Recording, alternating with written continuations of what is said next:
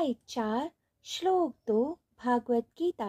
इमं राज्यरस्यो विदुः सकाले नेह महता योगो नष्टः परन्तपा।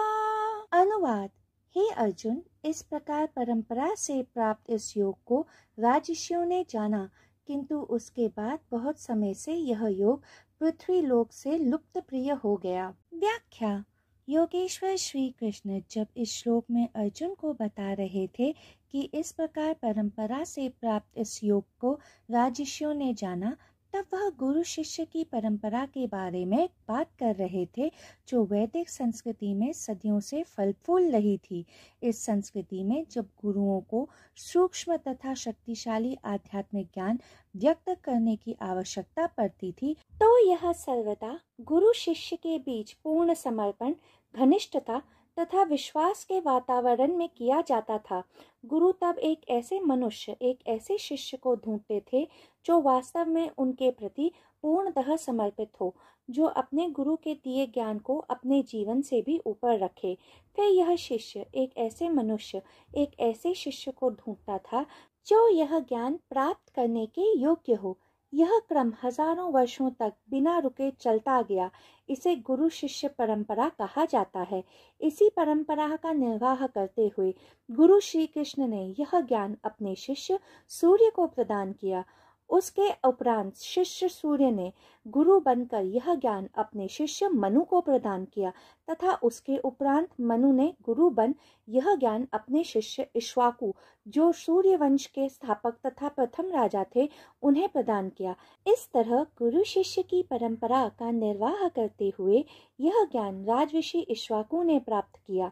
इस श्लोक में यह ध्यान देने वाली बात है कि योगेश्वर श्री कृष्ण कह रहे थे कि आध्यात्मिक योग का यह ज्ञान उन्होंने सूर्य से कहा, तथा सूर्य ने सुनकर अर्थात श्रुति इस ज्ञान को स्मरण रखा, अर्थात स्मृति।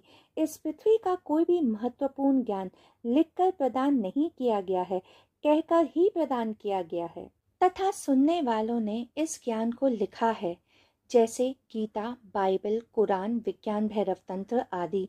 श्री कृष्ण, बुद्ध, महावीर, शिव आदि इन सब ने कहा है। इन्हें सुनने वालों ने इनके वचनों को शास्त्र में पिरोया है। ऐसा इसलिए क्योंकि श्री कृष्ण, बुद्ध, महावीर, शिव आदि ने इस ज्ञान को परंपरा के द्वारा प्राप्त किया, स्मरण किया, जाना तथा कहा। यद्यपि वे सब लिखना जानते थे, परंतु जीवन के आध्यात्मिक आयाम को कभी भी लिखा नहीं गया, क्योंकि एक बार आप लिखेंगे, जैसे कई आध्यात्मिक शास्त्रों को लिखा गया है, तो सभी प्रकार के मनुष्य इसे पढ़ेंगे तथा अपनी सुविधा अनुसार इसकी व्याख्या करेंगे। इस कारण आध्यात्मिक ज्ञान को सदा श्रुति तथा स्मृति के माध्यम से प्रसारित किया गया, ताकि केवल गुरु के द्वारा कुछ चुने हुए शिष्य जो आध्यात्मिक साधना के एक निश्चित स्तर पर हों, इस ज्ञान को प्राप्त कर पाएं, और कोई नहीं। दूसरी बात जो श्री कृष्ण ने अर्जुन को बताई वह यह थी कि उसके बाद बहुत समय से यह आध्यात्मिक योग ज्ञान पृथ्वी लोक पर लुप्त प्राय हो गया। लुप्त प्राय का अर्थ लुप्त नहीं है, क्योंकि यह ज्ञान सत्य है, सनातन है, यह लुप्त नहीं हो सकता है। लुप्त प्राय का अर्थ है लगभग लुप्त होना। परंतु प्रश्न यह उठता है कि यह ज्ञान बहुत समय से लुप्त प्राय क्यों हो गया? तो इसका कारण यह है कि जब गुरु शिष्य परंपरा टूटने लगी, तब इस आध्यात्मिक ज्ञान को लिखना प्रारंभ किया गया। एक बार जब कोई भी ज्ञान विद्वानों के हाथ में आ जाता है, तो समझ लो कि वह पूर्णतः समाप्त हो जाता है।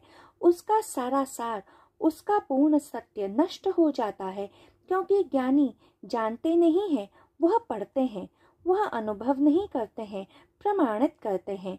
परंतु स्मरण रहे कि जिसने यह ज्ञान कहा, उसने अपने अनुभव को व्यक्त किया था, तथा जिसने यह ज्ञान सुनकर लिखा, उसने दूसरों का अनुभव लिखा, जिसे व्यक्त करने में उसे कुछ भूल चूक जरूर हो सकती है। इसीलिए सत्य बिल्कुल लुप्त नहीं हुआ, कुछ शेष सत्य का बाकी है। इस कारण सत्य लुप्त प्राय हो गया था। इस श्लोक में राजर्षि शब्द का उपयोग किया गया है, जिसका अर्थ वह ऋषि होता है जो एक राजा भी है, जैसे विश्वामित्र, इक्ष्वाकु, जनक, राम आदि ये सब केवल अपने राजपाट को कुशलता से नहीं संभालते थे, बल्कि ये सब प्रख्यात स्थित प्रज्ञा समाधिस्थ भी थे।